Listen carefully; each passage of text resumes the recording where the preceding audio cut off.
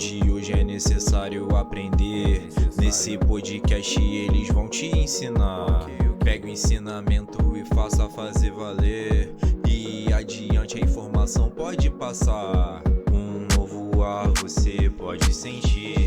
Com esse podcast você pode ficar zen. Apenas ouça essa conversa fluir. Sejam bem-vindos, projeto Respire Bem.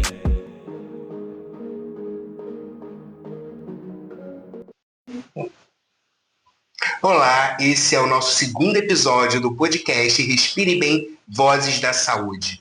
O tema de hoje, desinformação mata, HIV, tuberculose e a importância da comunicação eficiente. Para essa conversa, estamos com a coordenadora do programa de IST às hepatites virais do nosso município, Monique. Obrigada, Lucas. É um prazer estar aqui. Obrigada pelo convite. Monique, seja bem-vinda. E para a gente iniciar essa nossa conversa, como que você chegou até o programa de HIV aqui do nosso município? Então, Lucas, eu sou enfermeira de formação, assumi a coordenação do programa de IST, acredito que em fevereiro de 2020.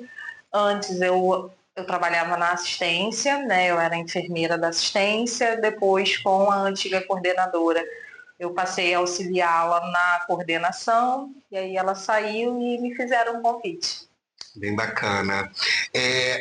Nós sabemos, né, que o HIV, também a tuberculose, ele traz esses mitos, né, principalmente relacionado à informação. E tem muitas pessoas que hoje ainda acham que o HIV ele é transmitido pelo beijo. Né? Na comunidade, vejo muitas pessoas que eles não têm tantas informações. E a gente acaba vendo essas fake news aí praticamente diariamente, né, Monique? Então, assim, a pergunta que eu te faço, quais os principais desafios da desinformação sobre o HIV? Eu acho que os principais desafios, Lucas, é a gente trabalhar o preconceito e o estigma que o HIV tem. Então, assim, a gente precisa desmistificar o HIV, o vírus, na mente das pessoas. Da população no geral, não somente das pessoas que vivem com HIV. Principalmente dos familiares que vivem amigos. Com HIV, os amigos, porque assim, da maneira como o HIV surgiu, né, aquele estigma, aquele preconceito de ser só em homens que fazem sexo com homens, de gays, e de antigamente a gente não ter o tratamento, né, de ser, a pessoa tinha um diagnóstico de HIV e era uma sentença de óbito, né?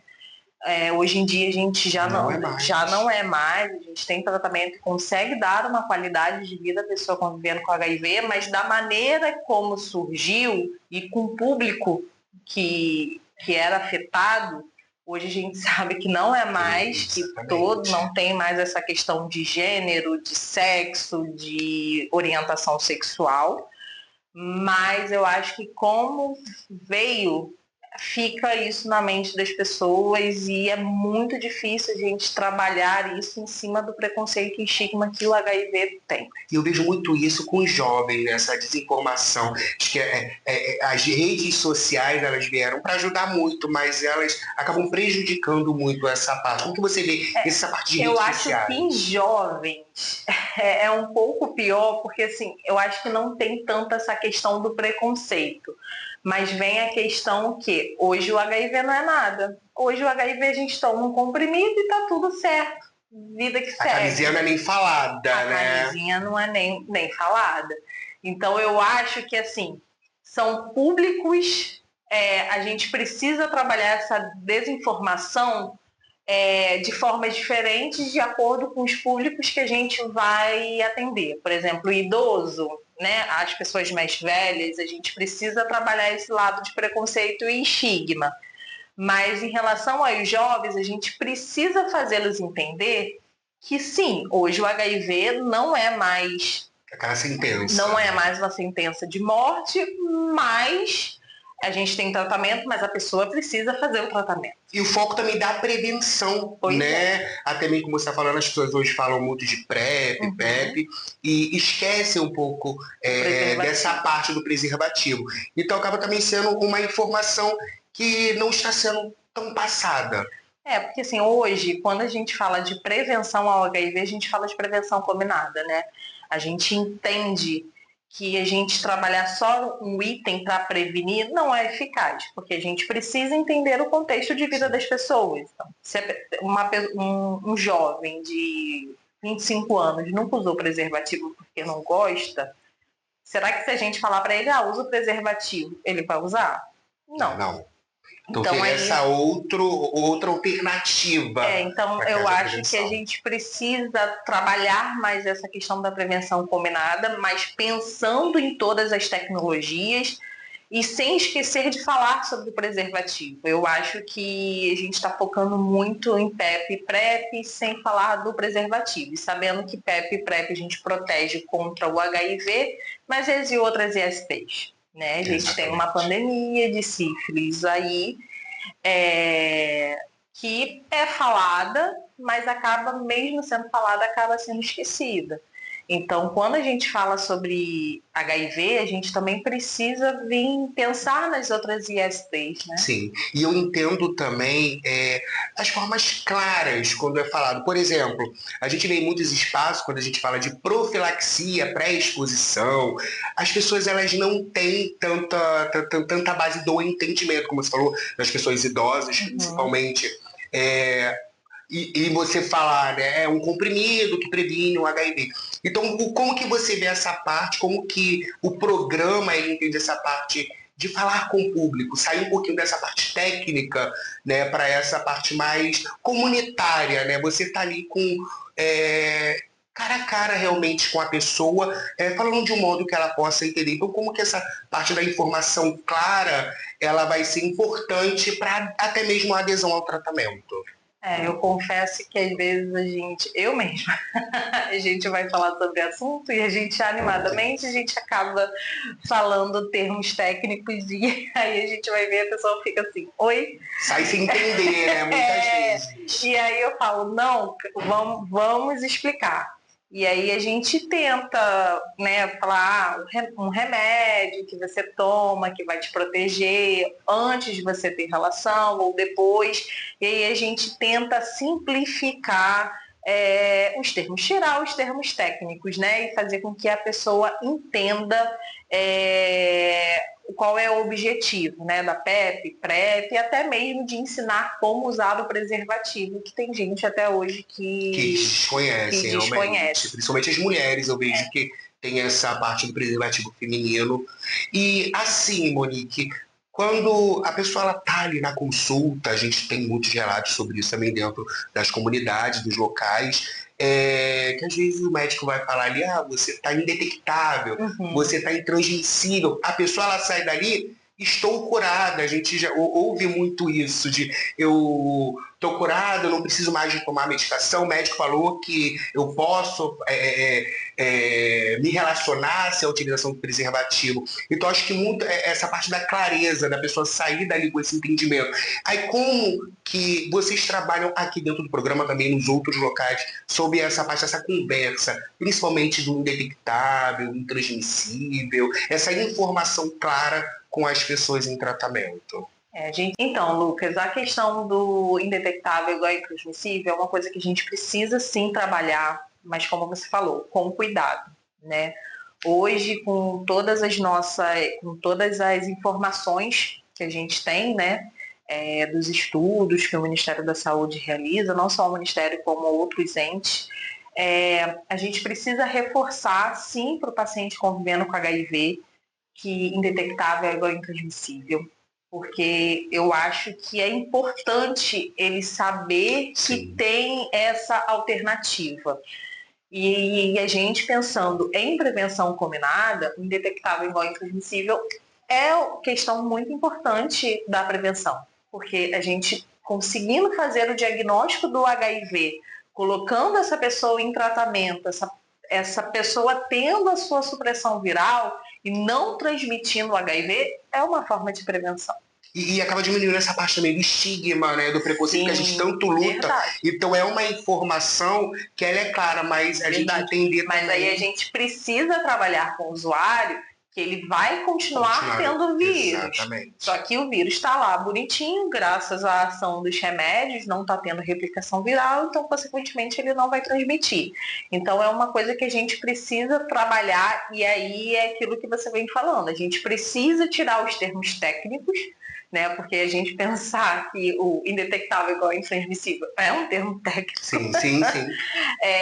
Então a gente precisa simplificar, e aí é o que eu falo, e a gente precisa individualizar, porque a informação que eu posso passar para você, eu falar, Lucas, indetectável igual intransmissível, você vai entender. Sim. Né? Aí vai depender do nível de escolaridade, enfim. Mas se eu chegar para um outro paciente, ele pode não entender. Então, eu acho que a gente também precisa individualizar as nossas... Saber como informar. As nossas informações. Não ficar aquela coisa genérica. Indetectável igual intransmissível. E é isso. E tchau e acabou. Não, é realmente ter aquele tempo de escuta e de acolhimento, né? Da gente entender que não é só chegou na mesa, ali no ambiente com o médico jogou as informações. Não. É ter o acolhimento, ter aquele tempo de conversa realmente com aquela pessoa, né? Com aquele usuário beneficiário. Desde a década de 80, né, nós vemos que os movimentos sociais, levantamos cartazes, ocupamos ruas, né, transformamos dor em luta. Daí foi assim que conquistamos a dignidade para quem vive com HIV. Ainda tem muita luta ainda, que todo dia a gente tem essa batalha, né? Como que é essa relação da gestão com os ativistas, com a sociedade civil, né, com as ONGs, como que é esse trabalho em conjunto, até mesmo para a informação eficiente? Eu sempre falo, a sociedade civil é de suma importância, o trabalho de vocês é de suma importância em parceria com a gente, com a coordenação, tá? Eu falo, vocês chegam em lugares que eu, como coordenação, gestão, unidade de saúde, enfim, não consigo acessar. Pessoas que eu não consigo acessar. Tem pessoas que têm um diagnóstico de HIV, não conseguem entrar por essa porta para procurar tratamento. E aí entra a questão do estigma, do preconceito. E vocês estão no território, vocês conseguem atingir aquela pessoa.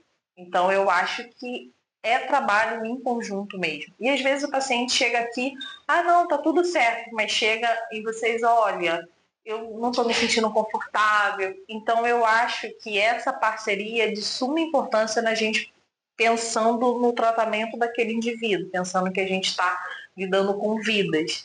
Então, assim, eu só tenho que agradecer a parceria, o trabalho, porque a gente consegue desenvolver um programa eficaz, um programa para os usuários. Entender essa junção realmente, né? O CAIS, ele sempre se predispôs a estar, de fato, aí, juntamente com o programa, independente do que o paciente ele nos traz, a gente tem uma base aqui com vocês, a gente vai falar, como você mesmo falou, às vezes o usuário ele não está confortável com algo que aconteceu, porque a gente entende que muitas vezes a gestão ela vai trabalhar com números, né? A gente também não pode sair fora disso. Porém, a instituição, nós trabalhamos com nomes, com histórias, então a gente consegue ali pegar, e em conjunto eu acho que acaba tendo esse trabalho de excelência, até mesmo estando dentro do território, né? Como estamos fazendo pesquisa dentro do projeto Respire Bem, onde que a gente vai pontuar quais são as dificuldades das informações, e a gente acaba vendo que dentro das comunidades está tendo muita desinformação, né? A rede social hoje, eu acho que ela acaba desinformando mais do que ajudando, né? Então, assim, a pergunta que eu queria fazer, quais as ações a coordenação tem realizado para combater essa desinformação, né, e fortalecer a prevenção? Então, Lucas, o primeiro, a gente sempre trabalha com os usuários, e aí, por exemplo, na questão da prevenção, a gente sempre informa aos pacientes convivendo com HIV sobre a questão do PrEP, principalmente para as suas parcerias sexuais.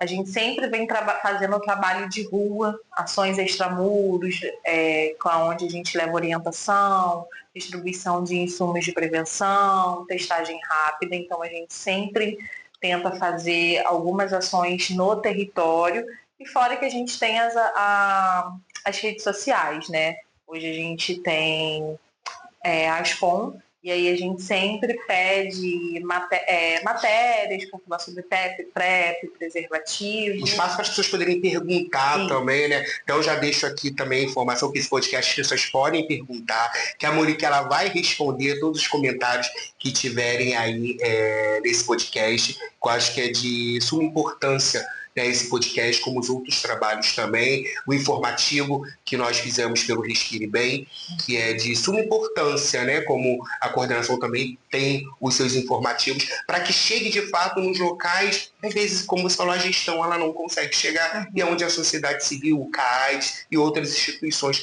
conseguem chegar. Eu acho assim, de extrema importância. Na saúde, silêncio e desinformação andam de mãos dadas, mas a informação clara, acolhimento e diálogo constrói caminhos de cuidado. Monique, que mensagem você deixa para quem ainda sente medo ou falta de informação para buscar a testagem e o tratamento? Nossa, boa pergunta. Então, vamos ver. Então, quando a gente fala de HIV, Lucas, eu acho que muita gente não vai realizar a testagem por medo. E eu acho que as pessoas precisam vencer esse medo. E eu acho que vocês procurando uma unidade de saúde, procurando as unidades do programa, vocês podem ter certeza que vocês vão ter profissionais para ajudar vocês a vencer esse medo. Porque é muito melhor a gente fazer um diagnóstico precoce e a gente iniciar o tratamento o mais rápido possível, e aí a coordenação vem trabalhando incessantemente para a gente diminuir o tempo de espera, para a gente iniciar a terapia antirretroviral o mais rápido possível. E é muito melhor, em questão clinicamente, você fazer um diagnóstico o mais precocemente possível, porque você não precisa ficar doente, né, ter a famosa AIDS, para descobrir a questão do HIV. Então, eu acho que o importante é vencer o medo. Não falo que é fácil, que eu lembro até hoje, quando eu comecei no programa, eu fui fazer um teste de HIV, porque eu nunca tinha feito na vida, né? 20 e poucos anos. E o medo que eu senti. O medo de dar alguma coisa. Ontem mesmo eu fiz um autoteste, que chegou o autoteste da Biomanguinhos, o de sangue. E aí eu sempre faço em mim para eu orientar os usuários, né? Para saber orientar direitinho, não só o que está a bula. A gente sente medo. Sente. E mesmo usando preservativo. Mas a gente sente medo. E não são só vocês que vão sentir medo, todo mundo sente medo, mas é importante a gente fazer a testagem. Eu falo, quem nunca se colocou em uma situação de risco de estar contraindo HIV? Quem nunca? Então, quem fica julgando o outro é aquela pedra em telhado de vidro. Eu falo de experiência própria, né? Eu sou uma pessoa que vivo com HIV há 18 anos e tive esse medo, né? Mas entendi que eu deveria, e foi o que eu fiz, né? Consegui, antes de chegar ao estágio AIDS, até mesmo de uma tuberculose, consegui fazer a testagem, começar o meu tratamento, sigo indetectável, intransmissível, que eu acho que é de suma importância, né? E realmente o medo ele tem, mas temos que quebrar esse medo, quebrar com o estigma, quebrar o preconceito, quebrar com esse tabu, né? Então fala pra gente a informação, quais os locais, como que eu faço para me fazer a testagem, quem eu procuro. Então, hoje a testagem rápida ela é descentralizada, né, para atenção básica. Então, toda unidade de saúde tem a testagem rápida. E aí a gente também tem os sites do programa, que é aqui na Policlínica Gonçalense de Referência em Doenças Crônicas e Transmissíveis, o Polo Sanitário Hélio Cruz e a Clínica da Família Dr. Zerbini. A gente faz a testagem de segunda a sexta, de 8 às 4 horas da tarde. E aí a gente faz todo esse trabalho de escuta e caso a gente também precise, a gente já inicia PEP, PrEP. A gente vai conversar e se você deseja fazer algum tipo de prevenção, a gente também a gente já faz tudo no mesmo dia. Todas as informações, os endereços, telefone, a gente vai botar embaixo aí para que vocês possam ver, que é de suma importância. Então, eu acho que a informação principal desse episódio é teste, né? Fazer a testagem, se tiver que iniciar o tratamento, estamos juntos, que eu acho que isso que importa. A desinformação, ela mata, informação salva. Que esse episódio seja mais que uma ferramenta de cuidado, multiplicada por cada pessoa que nos ouve. Eu agradeço, tá, Monique, pela sua participação, pela parceria. E você que nos escuta, compartilha esse episódio, comenta bastante, tá? Bota outros temas também que vocês gostariam de saber. Tiver outro tema que a coordenadora ela também possa fazer, vai ser bem interessante, ela está esperando aí diversas perguntas. E para finalizar, respire bem, respire informação. Até a próxima, pessoal. Tchau, tchau.